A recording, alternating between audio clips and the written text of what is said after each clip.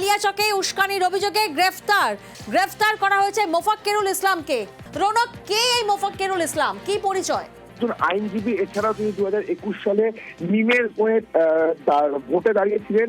এছাড়াও সেদিনকার তিনি একজন আইনজীবী হিসাবে সেখানে গেছিলেন এবং যে জমায়েত তৈরি হয়েছিল এবং বেশ কিছু ভিডিও ক্লিপিংসে দেখা গেছে গাড়ি বোনেটের ওপরে উঠে তিনি বেশ কিছু উস্কানিমূলক মন্তব্য করছিলেন এবং সেই উস্কানিমূলক মন্তব্যের জেরেই পরবর্তীতে সেরকম ঘটনা ঘটে, এমনটাই কিন্তু পুলিশের প্রাথমিক অনুসন্ধান।